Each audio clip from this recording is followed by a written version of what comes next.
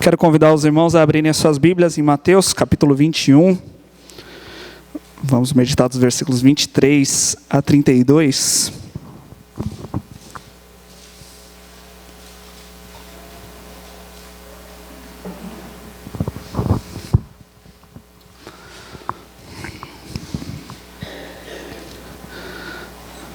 No mês de junho nós meditamos sobre o livro de Jonas, toda a história do profeta, a história de Nínive. Falamos bastante sobre arrependimento, sobre obediência a Deus, sobre obedecer à vontade de Deus, sobre ter misericórdia com as pessoas. E hoje eu gostaria de trazer a meditação desse texto que nos lembra muito daquilo que nós vimos também nesse livro de Jonas, né? Nós vamos meditar aqui na parábola dos dois filhos, mas nós vamos ler um pouquinho mais, né? Não só o texto da parábola, mas um pouquinho antes, para nós entendermos bem o contexto aqui de tudo isso que nós vamos aprender e meditar nessa noite, e pensar nesse tema, né? Aparência e atitude. A aparência é aquilo que nós mostramos para as pessoas. Agora, a atitude é a forma como nós fazemos o que nós devemos fazer. Às vezes você pode fazer uma coisa muito bonita, como vir à igreja, como fazer uma boa ação, mas a sua atitude, a disposição do seu coração pode estar errada. Talvez você possa fazer uma atitude belíssima, mas bravo, irritado. Talvez você pode contribuir financeiramente, mas está com aquela dor no coração, né? Falar, eu podia gastar esse dinheiro, né, com tantas outras coisas. Qual é a atitude do seu coração? Então nós queremos fazer aqui esse contraste, né, de meditar sobre a aparência que nós temos, aquilo que nós exibimos para as outras pessoas e a atitude do nosso coração. Abriu aí a sua Bíblia? Mateus 21, de 23 a 32, diz assim a palavra de Deus. Jesus entrou no templo e, enquanto ensinava, aproximaram-se dele os chefes dos sacerdotes e os líderes religiosos do povo e perguntaram: com que autoridade estás fazendo estas coisas? E quem te deu tal autoridade? Respondeu Jesus: eu também lhes farei uma pergunta. Se vocês me responderem, eu lhes direi com que autoridade estou fazendo essas coisas. De onde era o batismo de João? Do céu ou dos homens? Eles discutiam entre si, dizendo: se dissermos do céu, ele perguntará: então por que vocês não creram nele? Mas se dissermos dos homens, temos medo do povo, pois todos consideram João um profeta. Eles responderam a Jesus: não sabemos. E ele lhes disse: tampouco lhes direi com que autoridade estou fazendo estas coisas. O que acham? Havia um homem que tinha 2 filhos. Chegando ao primeiro, disse: filho, vá trabalhar hoje na vinha. E este respondeu: não quero. Mas depois mudou de ideia e foi. O pai chegou ao outro filho e disse a mesma coisa. Ele respondeu: sim, Senhor, mas não foi. Qual dos 2 fez a vontade do pai? O primeiro, responderam eles. Jesus lhes disse: digo-lhes a verdade, os publicanos e as prostitutas estão entrando antes de vocês no reino de Deus. Porque João veio para lhes mostrar o caminho da justiça, e vocês não creram nele. Mas os publicanos e as prostitutas creram. E, mesmo depois de verem isso, vocês não se arrependeram, nem creram nele. O interessante desse capítulo 21, se depois você puder ler ele com mais calma, você vai ver que ele tem um tema parecido. Acontecem várias histórias, são descritos vários acontecimentos de Jesus nesse mesmo capítulo, mas todos eles estão mostrando aqui acontecimentos próximos à crucificação de Jesus, ali naquela semana já da crucificação. Alguns estudiosos vão datar que Jesus falou esse texto aqui bem na terça-feira ali da semana da Páscoa, né? Então já prestes a ser crucificado. Mas algumas coisas que foram acontecendo para Jesus nos mostrar a respeito disso, que a adoração que Deus espera de nós é mais do que a aparência. Mais do que a nossa aparência. Talvez você conheça o texto, mas eu quero só dar um resumo aqui, nós não vamos ler todo ele, mas o começo do capítulo 21 nos mostra Jesus indo em direção a Jerusalém. Ele iria entrar em Jerusalém, mesmo com os discípulos falando, não, não vai, que lá o pessoal está bravo com você, o pessoal vai querer te perseguir.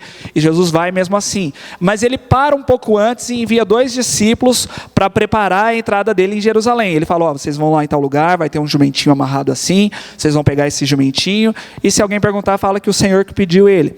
E eles vão, eles fazem aquilo, Jesus tem aquela entrada, né, maravilhosa lá em Jerusalém, com as pessoas saudando ele, adorando a ele, dizendo, Hosana, aquele que vem em nome do Senhor. E então ele tem uma adoração ali maravilhosa, nos mostra então Jesus preparando, mostrando como ele deve ser adorado. Na sequência ele vai para o templo lá de Jerusalém, e ele faz a famosa purificação do templo, né, onde ele começa a derrubar as mesas ali dos cambistas, e começa, né, a descer o chicote em todo mundo, e brigar e falar que não era para estar fazendo isso aqui, né, que a casa do Senhor seria chamada casa de oração, mas se tornou então um covil de ladrões, né? E ele faz então essa purificação aí do templo, mostrando então que eles estavam adorando, né, de uma forma errada. Ao invés de orar e buscar o Senhor, eles estavam se aproveitando do templo para ganhar dinheiro de uma forma ilícita, para dar golpes, né, nas outras pessoas. E depois, um pouco mais à frente, mostra, né, que Jesus foi embora, aí ele sente fome, e ele se aproxima de uma figueira, para poder então se alimentar, né, dela. E ele olha, né, para aquela figueira tão bonita, cheia de folhas, mas ele não encontra nenhum fruto naquela figueira. Então ele amaldiçoa aquela figueira e rapidamente ela seca, né? Tanto é que os discípulos ficam até assustados. Como que você fez isso, né? Mas tudo isso para mostrar, né, para nós aqui, e chegarmos aqui nesse ponto que nós estamos lendo, onde Jesus volta para Jerusalém, começa a ensinar no templo, e os sacerdotes, né, os chefes dos sacerdotes, os líderes religiosos chegam e querem questionar Jesus. Por que você está curando tantas pessoas? Por que você está sendo adorado assim, entrando em Jerusalém? Por que você está ensinando? A gente não deu nenhuma autorização para você, né? Tudo isso tem uma ligação, né? Tudo Jesus está querendo nos ensinar essa lição, onde as pessoas querem pensar que a adoração é apenas uma aparência, mas Jesus está mostrando, existe algo muito mais do que a própria aparência, quando nós falamos em adoração. Então, depois de tratar com toda a população, depois de tratar o templo, depois de tratar até mesmo com a figueira, Jesus vem tratar com os líderes religiosos ali de Israel. E quem eram esses homens, né? Eram homens muito importantes. Os chefes dos sacerdotes, um sacerdote já é importante, mas os chefes dos sacerdotes foram lá ver Jesus. Já pensou, você está pregando para alguém, né, está ensinando alguma coisa, e chegam, né, os chefes dos sacerdotes para poder ouvir o que você está ensinando, os líderes religiosos ali, todo mundo veio olhar o que você está ensinando e questionar ainda, né? E eles vêm fazer esse questionamento aí que está no versículo 23, dizendo o seguinte: com que autoridade você está fazendo essas coisas? E quem te deu essa autoridade? Ou seja, quem você pensa que é para estar se achando aí um mestre do povo? Você nem é do nosso meio, né? A gente nem deu a bênção para você, né? Nem demos o cartãozinho aí de acesso para você poder fazer tudo o que você está fazendo. Você deveria estar submisso a nós, você deveria pedir permissão para nós. Onde já se viu uma coisa dessa, você se achar um mestre aqui, nós que somos os mestres. Você tinha que pedir autorização para a gente, até mesmo para curar as pessoas. Que história é essa de realizar milagre? Sem a gente permitir? Não, está errado esse negócio aí. E eles fazem isso com uma tentativa de envergonhar Jesus. De falar, de mostrar, gente, quem manda aqui somos nós, não é esse cara aqui não. Não é esse Jesus não. Nós que estamos perdendo o nosso posto de liderança aqui, estamos perdendo a nossa autoridade. Que história é essa? E aí eles colocam Jesus aqui numa situação um pouco difícil, porque se Jesus falasse que ele não tinha autorização para pregar, o povo iria perder o respeito de Jesus, né? Iria falar, deixa para lá, né? Agora, se ele falasse mesmo que a sua autorização vinha direto de Deus, o que era uma verdade, ele daria o pretexto que eles estavam esperando para prender Jesus, para já, né, crucificar Jesus ali. Ele seria acusado de blasfêmia, né, e seria preso na hora. Mas Jesus ainda tinha os planos dele, ele ainda iria realizar a ceia, né? Teria o tempo certo que ele seria crucificado, que ele seria preso, e ele se entregaria sem resistência nenhuma. Mas para confundir, para não mentir e também para confundir eles, Jesus faz uma contra-pergunta. Então ele não estava fugindo aqui da pergunta, ele nunca negou ser o Filho de Deus, mas ele sabia que a intenção daqueles homens que perguntavam era errada. Para qualquer um ele responderia numa boa, mas ele então propõe uma pergunta, ele fala, eu respondo se vocês me responderem. De onde era o batismo de João? Do céu ou dos homens? Versículo 25. E olha que interessante, do nada Jesus traz o nome de João Batista para a conversa. Ninguém estava falando de João Batista aqui, e ele traz esse assunto de João Batista, E lembra do batismo que João fazia ali no Rio Jordão. João Batista, quando nós puxamos aqui nos evangelhos, e lembramos, o que João Batista pregava para então batizar as pessoas? João Batista pregava sobre arrependimento. Ele falava, arrependam-se, porque o reino dos céus está próximo. Arrependam-se dos seus pecados. Ou em outro momento ele fala assim, demonstrem frutos de arrependimento. E sejam batizados. Porque se vocês não se arrependerem, se vocês não forem batizados, o machado já está aí, na árvore já. Ou seja, o castigo já está próximo também.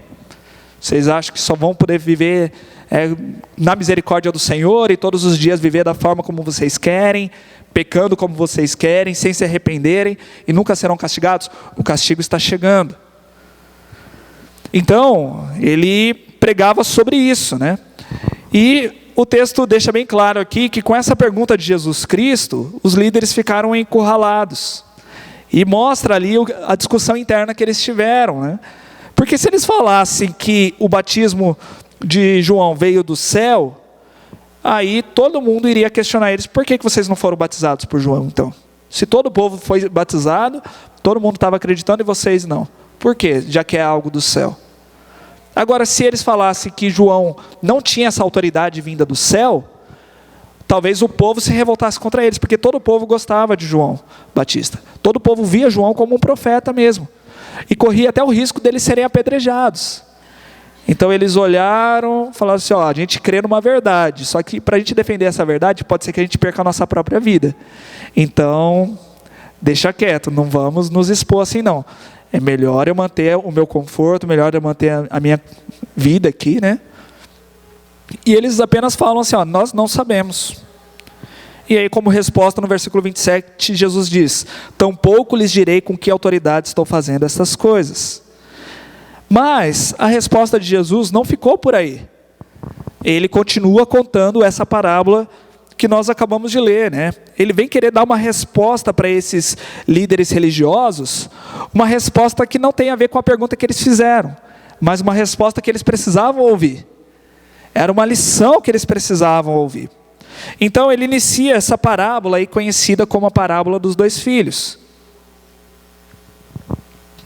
Eu não sei qual é a versão da sua Bíblia que você acompanhou comigo, mas talvez na sua versão esteja trocado da forma como eu li aqui. A versão que eu estou usando é a NVI.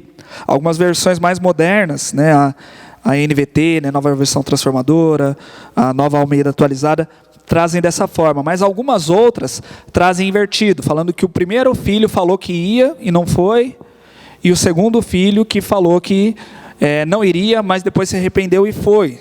Isso aí é por uma questão de tradução, uma questão aí dos manuscritos, Existem manuscritos bem antigos que trazem essa diferença. Então, cada Bíblia, cada tradução foi baseada em um manuscrito diferente. Então nós temos essa dificuldade sim, nas traduções, de ter essa ordem invertida, mas o ensino é o mesmo. O ensino é o mesmo. Mostram dois filhos, um que fala que vai, mas acaba não indo, e outro que fala que não quer ir, mas se arrepende e vai. E eu vou seguir então, da forma como está nessa versão que eu li, da NVI. E nos mostra então o primeiro filho, nos versículos 28 e 29. Que nos diz, chegando ao primeiro, disse, filho, vá trabalhar hoje na vinha. E esse respondeu, não quero. Mas depois mudou de ideia e foi. Quando a gente olha para essa história, um pai fazendo esse pedido para o filho para ir trabalhar, e o filho demonstra ser uma pessoa rebelde, uma pessoa bem mal educada, E dá essa resposta com grosseria, até uma certa grosseria, Fala assim, eu não quero. não vou. Quando a gente olha para isso, a gente fica espantado, né? Em primeiro lugar, onde já se viu um filho falar assim com um pai, né? Tudo bem que hoje em dia a gente vê coisa até pior, né? Mas, mesmo assim, continua sendo uma falta de educação. E é uma ingratidão também, né? Se ele parasse para pensar, ele não teria nada se não fosse o pai dele. Se tem uma vinha para trabalhar, né? Se tem uma condição de estar sendo sustentado, é por causa do pai. Então, por que ele não poderia ser obediente? Por que ele não poderia ser agradecido? E ir lá e obedecer o pai, e trabalhar, né? Trabalhar um pouco lá na vinha. E é interessante que no final aqui da parábola, no versículo 32, Jesus deixa claro que esse primeiro filho, ele é a personificação dos coletores de impostos e das prostitutas. Os coletores de impostos, que também são chamados de publicanos, eram homens odiados pelo povo, porque eles eram contratados por Roma. Roma era o império que estava dominando Israel. Israel não era independente.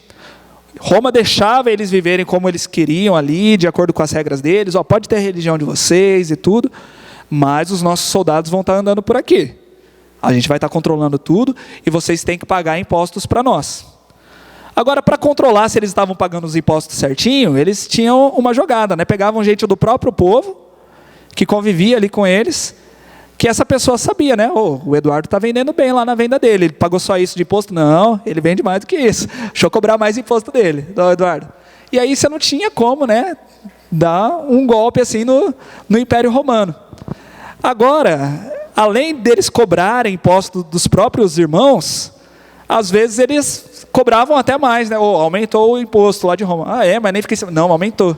Só que eles pegavam esse aumento e colocavam no bolso, né? Então, muitos enriqueciam dessa forma.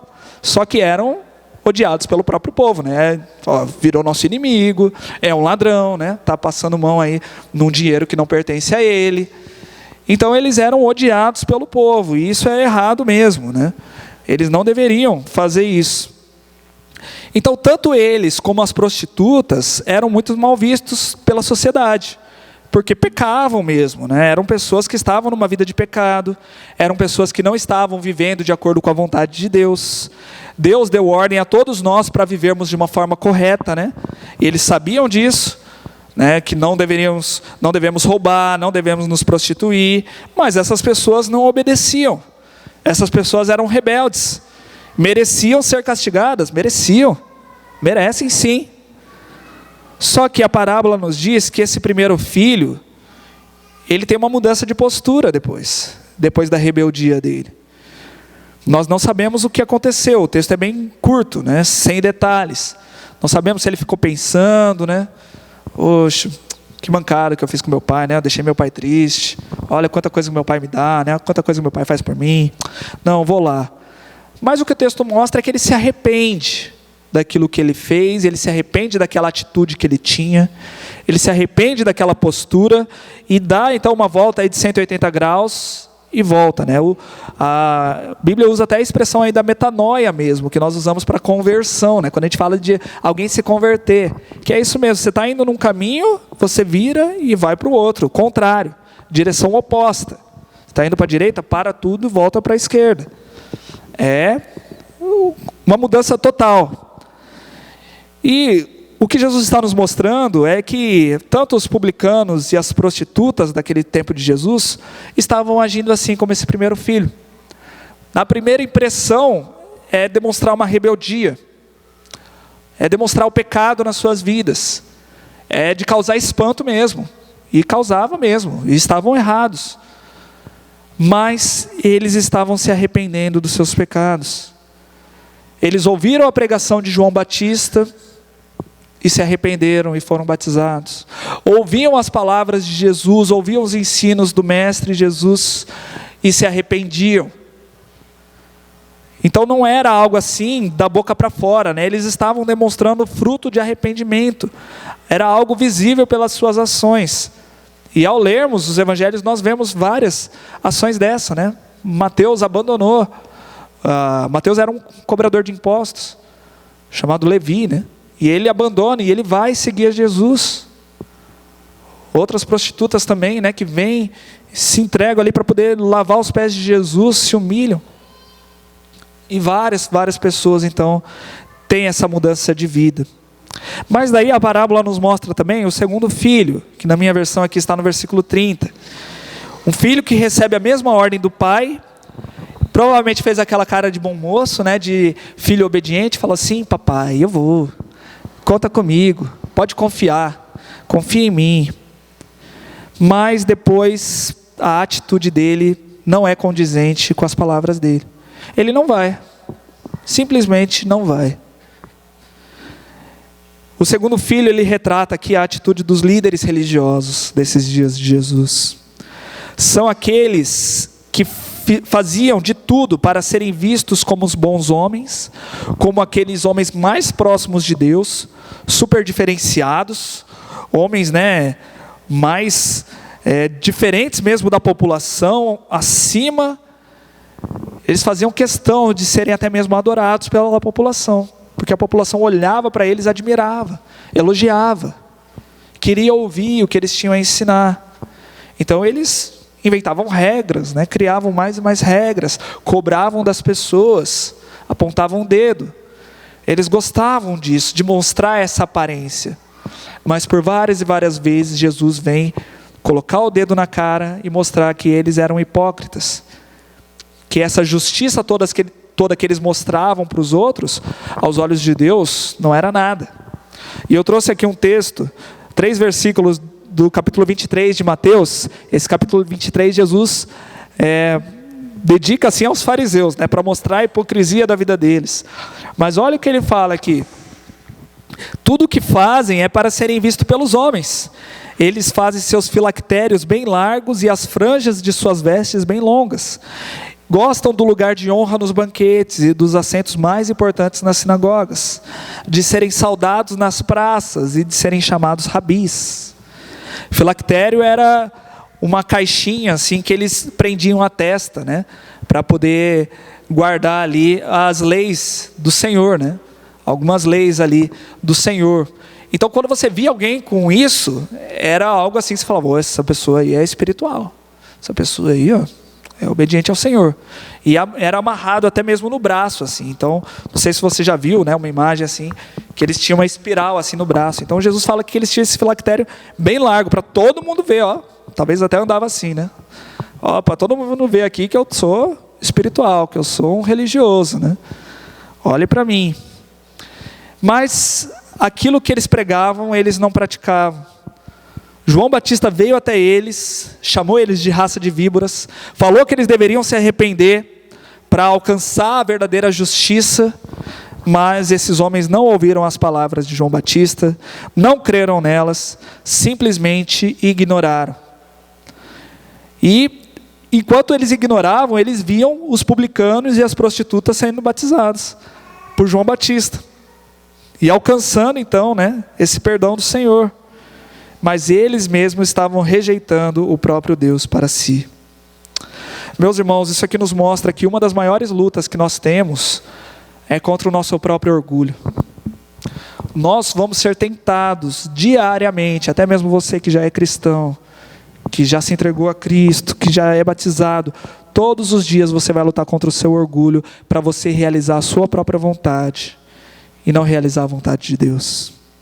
Para você não olhar para si mesmo como um pecador, mas talvez você olhe assim: ah, não, eu sou um coitado. Veja bem, existe explicação para eu pecar como eu pequei, existe explicação para eu pensar como eu penso,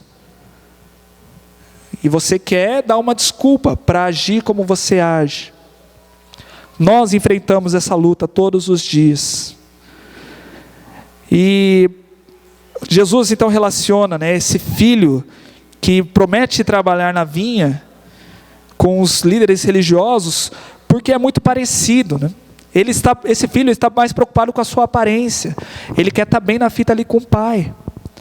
Talvez até depois ele deu desculpas, né? Por que não deu para ele ir?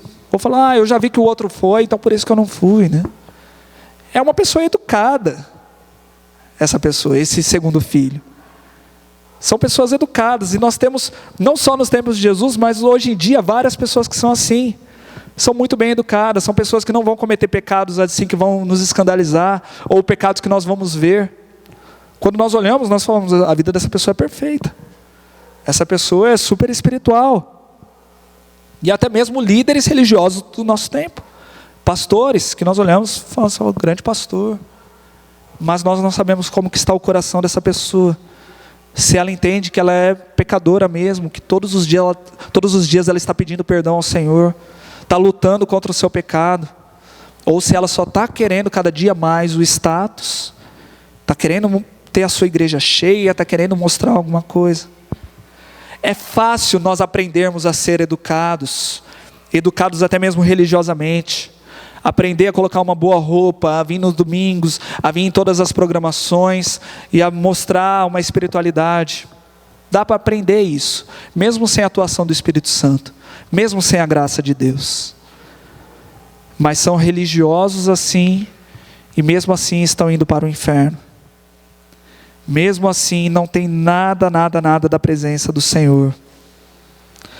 Para essas pessoas, a obediência dela vem antes do arrependimento. Eu não preciso me arrepender, eu preciso obedecer. Eu preciso cumprir algumas regras, e então eu vou chamar a atenção de Deus para mim. Deus vai olhar para mim e falar assim, bom moço, olha só que bonitinho o jeito que ele está vivendo ali. Vou salvar ele então. Vou salvar. Sendo que a Bíblia deixa bem clara que na verdade o arrependimento vem antes da obediência. Deus nos alcança com a tua palavra. Ele prega a palavra dele, ele usa servos dele para trazer a palavra dele para nós. Como ele usou João Batista, como ele usou o próprio Filho Jesus dele. Gera em nós esse arrependimento. E só depois de arrependidos, de nós entendermos que nós somos pecadores, miseráveis, que nós não temos em nós justiça alguma, é que nós vamos então receber esse perdão de Cristo, a justiça de Cristo. E porque eu recebi essa justiça, eu vou olhar para o pecado e falar assim, eu não quero mais desagradar o meu mestre que me salvou, eu vou obedecer a ele. Porque não faz sentido eu ser salvo, eu ser alcançado por essa graça e continuar vivendo na desobediência, desagradando o meu Senhor. O texto nos mostra isso, que o primeiro filho, ele se arrependeu para depois obedecer. E eu quero encerrar essa mensagem pensando em algumas aplicações. Em primeiro lugar, nós somos um desses filhos. Você nunca vai ser considerado o pai aqui dessa parábola. O pai aqui é o próprio Deus. Nós não estamos nesse papel de sermos considerados como Deus, como pai. Mas qual desses dois filhos é você? No final das contas, esses dois filhos eram rebeldes. No final das contas, esses dois filhos são desobedientes. E é isso que a Bíblia nos mostra, que todos nós somos pecadores. Todos nós nos rebelamos contra o Senhor. Todos nós estamos na presença do pecado. Todos nós desagradamos ao nosso Pai. Alguns mais evidente, mas outros lá no oculto, né? O primeiro de uma forma clara e exposta, o segundo ali escondido, apenas não indo fazer, mas sem levantar ali a bandeira, né? Sem mostrar para os outros. Só que o primeiro filho se arrependeu do seu erro, voltou atrás e obedeceu.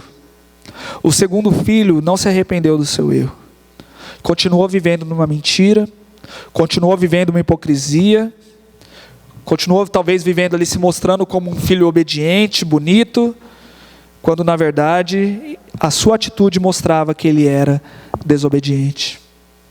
A sua atitude era diferente da sua aparência.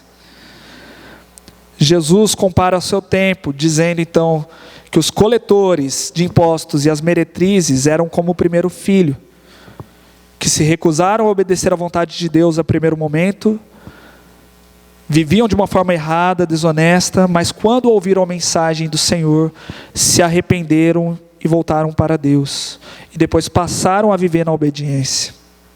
Enquanto os chefes dos sacerdotes e os líderes religiosos continuaram com aquela aparência de religiosidade, mas não davam ouvidos às palavras do Senhor. O próprio Deus estava ali encarnado na frente deles e eles não conseguiam enxergar isso.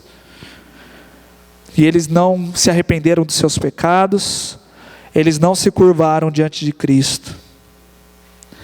Fica implícito aqui no texto que o que agrada a Deus não são as nossas ações, não é se você é simplesmente obediente, mas o que agrada a Deus é se você se arrepende dos seus pecados, para depois obedecer. Uma obediência promovida não por ritos, né? Eu vou realizar funções, eu vou realizar tarefas. Não. Uma obediência que é interna, uma obediência que é verdadeira, porque nós nos arrependemos dos nossos pecados e servimos a Deus de todo o coração. A Bíblia é repleta desses ensinamentos. Lá no Antigo Testamento mesmo, por exemplo, nós temos um caso da queda de Saul, né? Do pecado de Saul. Quando ele fica esperando Samuel chegar para oferecer sacrifício, o profeta Samuel não chega, e ele mesmo vai lá e oferece o sacrifício. E Samuel fala o seguinte para Saul: acaso tem o Senhor tanto prazer em holocaustos e em sacrifícios, quanto em que se obedeça a sua palavra? A obediência é melhor do que o sacrifício, e a submissão é melhor do que a gordura de carneiros. Para Saul, o importante era ritual religioso. Não, vamos realizar logo, para poder ir para a guerra. Mas para Samuel não, ele mostrou, para Deus o importante é o seu coração, é ser obediente ao Senhor. Não importa se o Senhor pedir para você esperar mais um pouco, aguarda, não seja ansioso, mas seja obediente. Lá para o Novo Testamento, Tiago, capítulo 1, versículo 22, diz o seguinte: sejam praticantes da palavra e não apenas ouvintes, enganando-se a si mesmos. Quantos estão ouvindo a palavra de Deus dia após dia, mas não praticam essa palavra? Praticar a palavra é no nosso dia a dia, é no nosso convívio familiar, é no nosso trabalho, é no trânsito, é quando ninguém está olhando, não é só na igreja. E eu quero deixar claro que eu falo essas coisas, mas eu não quero também tirar o valor de tudo aquilo que nós fazemos aqui como igreja. Isso é muito importante.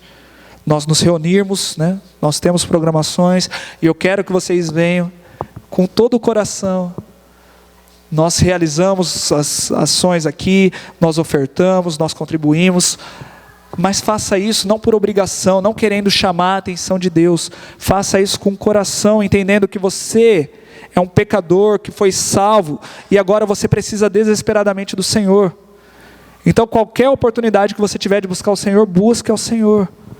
Qualquer oportunidade que você tem de se reunir como igreja, para estar orando, para estar buscando ao Senhor, para estar aprendendo mais da palavra, faça isso, mas entendendo que você não está fazendo isso para chamar a atenção de Deus e Deus te dá um galardão melhor lá no céu. Faça isso porque você precisa desesperadamente do Senhor. E se reunir com a igreja é o melhor que você pode fazer, do que às vezes estar sendo alimentado por outras coisas mundanas, outras coisas que vão te afastar do Senhor, da santidade que o Senhor tem para a sua vida. A gente não pode ir para nenhum dos extremos, né? Precisamos sim fazer tudo aquilo que o Senhor ordena, mas de coração, com a atitude correta.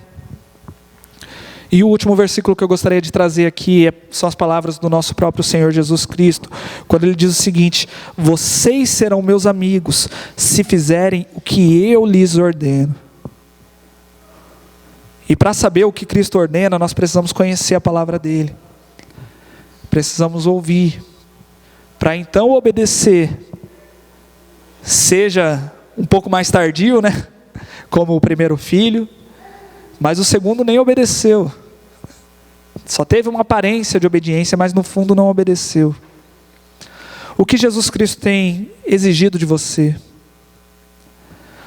Quais são aqueles mandamentos que o Espírito Santo tem incomodado a sua vida? Você precisa abandonar esse pecado, ou você precisa fazer isso. Saia da sua zona de conforto, invista o seu tempo, invista seus esforços para você fazer isso, para você fazer aquilo. O que o Senhor tem falado com você, o que o Senhor tem exigido da sua vida, você tem feito? Nós fomos criados para adorar a Deus, só que adorar o Senhor é muito mais do que cantar músicas bonitas, músicas que nos emocionam. ou muito mais do que vestir uma roupa bonita e frequentar a igreja regularmente, muito mais do que postar versículos bíblicos ou textos muito bem escritos nas nossas redes sociais. Adorar a Deus é muito mais do que isso. Lá em João capítulo 4, Jesus nos diz que os verdadeiros adoradores adorarão ao Pai em espírito e em verdade.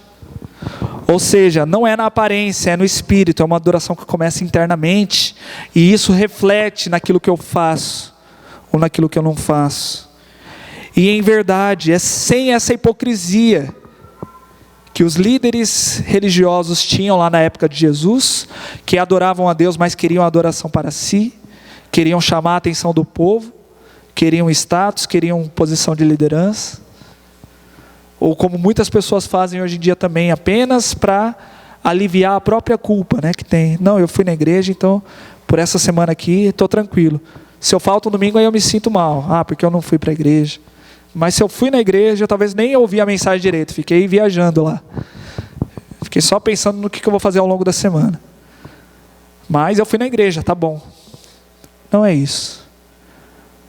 A adoração é em espírito e em verdade. Adorar é mais do que música. Adorar é obedecer ao Senhor. É reconhecer a sua condição pecaminosa.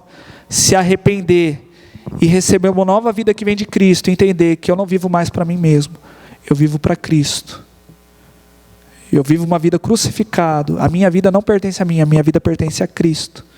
Pertence ao Senhor. Sem orgulho, sem qualquer coisa que possa atrapalhar a nossa humildade, mas reconhecendo humildemente que nós não temos nada para chamar a atenção do Senhor e precisamos dele. Quero te convidar a se colocar de pé. Nós vamos encerrar o nosso culto cantando mais uma música bem conhecida, em espírito e em verdade. Mas eu quero te convidar a cantar pensando nisso, né? Quando nós falarmos em espírito e em verdade, que seja um compromisso de nós nos dedicarmos até mesmo naquelas áreas mais difíceis que nós temos, que o Espírito Santo tem cobrado na nossa vida.